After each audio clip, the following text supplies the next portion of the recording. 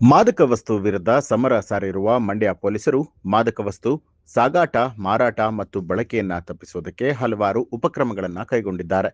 ಬೇಡ ಬ್ರೋ ಅಭಿಯಾನಕ್ಕೆ ಚಾಲನೆಯನ್ನ ನೀಡಿ ಮಾದಕ ವಸ್ತುಗಳ ವಿರುದ್ಧ ಅಭಿಯಾನ ಆರಂಭಿಸಿದ್ದಾರೆ.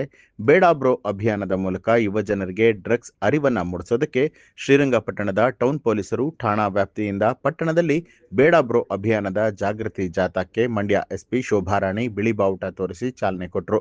ಡ್ರಗ್ಸ್ ಇಂದ ಯುವಜನತೆ ದೂರವಿದ್ದು ಆರೋಗ್ಯಕರ ಬದುಕನ್ನ ನಡೆಸೋದಕ್ಕೆ ಮತ್ತು ಡ್ರಗ್ಸ್ ಮುಕ್ತ ಜಿಲ್ಲೆಗಾಗಿ ಸಾಮಾಜಿಕ ಹೊಣೆಗಾರಿಕೆಯಲ್ಲಿ ಎಲ್ಲರೂ ಪಾಲ್ಗೊಳ್ಳುವಂತೆ ಮನವಿ ಮಾಡಿದ್ರು. ಇನ್ನು ಈ ಜಾಥಾದಲ್ಲಿ ಪಟ್ಟಣದ ಶಾಲಾ ಕಾಲೇಜು ವಿದ್ಯಾರ್ಥಿಗಳು ಭಾಗಿಯಾಗಿದ್ರು.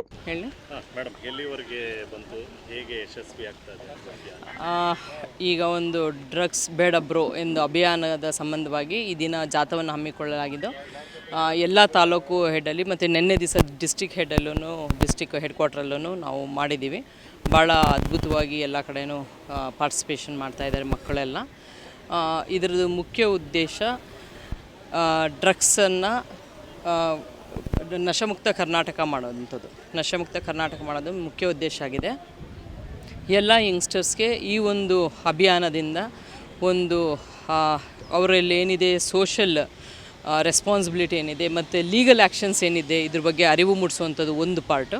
ಇನ್ನೊಂದು ಬೋತ್ ಫಿಸಿಕಲ್ ಮತ್ತು ಮೆಂಟಲ್ ಹೆಲ್ತ್ ಹೆಂಗೆ ಇಂಪ್ರೂವ್ ಮಾಡ್ಕೊಳ್ಬೇಕು ಇದು ಅಂತ ಒಂದು ಪಾರ್ಟ್, ಮತ್ತು ಇದರಿಂದ ಯಾವ ಥರ ಹಾನಿಕಾರಕವಾಗಿದೆ ಅನ್ನೋದು ಒಂದು ಅರಿವು ಮೂಡಿಸುವಂಥ ಕಾರ್ಯಕ್ರಮ.